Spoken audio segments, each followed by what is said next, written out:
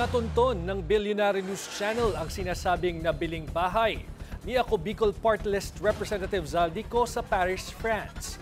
Ang detalye sa exclusive Agenda Weekend Report ng ating Europe correspondent Dick Villanueva.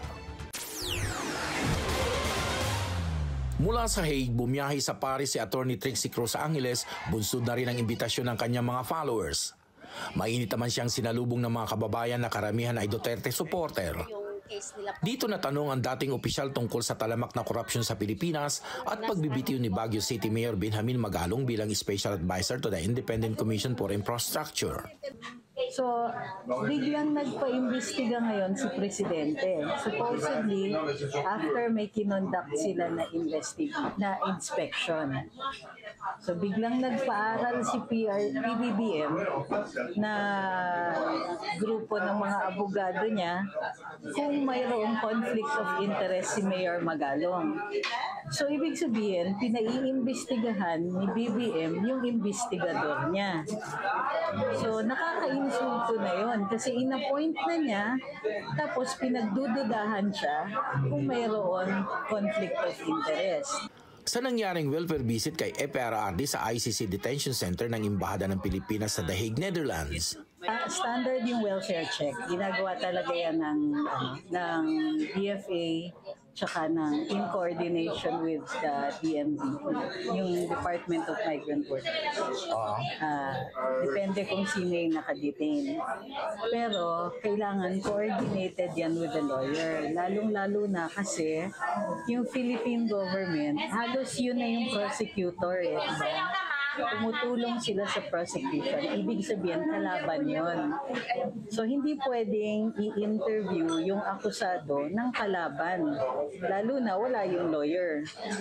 So, kahit sabihin pang welfare check, sabi ni Attorney Kaufman, baka nag-gather lang sila ng intel kasi meron silang application for dismissal.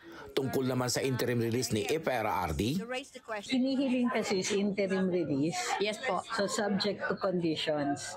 Mag-impose ang ICC ng sarili nilang conditions, tinanggap na yun.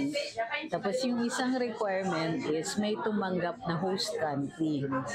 So tumanggap na daw yun.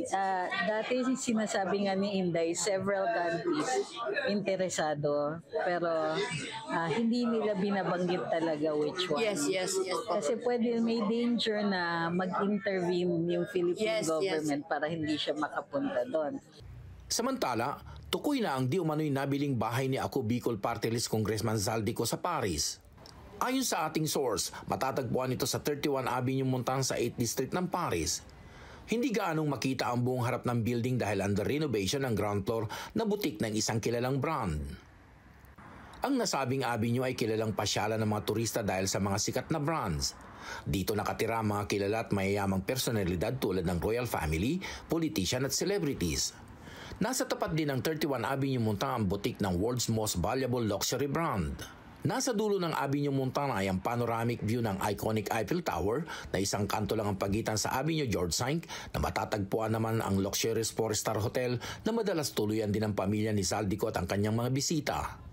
Wala pang linaw kung nasa Paris si Zaldico matapos lumutang ang isang flight detail na siya ay nasa Spain kasama ang kanyang pamilya. Una na ring naglabas ng pahayag si Ko nitong nakaraang linggo na handa siyang umuwi para harapin ang mga ibinibintang na isyu sa kanya. Para sa Agenda Weekend, Dick Villanueva, Billionaire News Channel, Paris, France.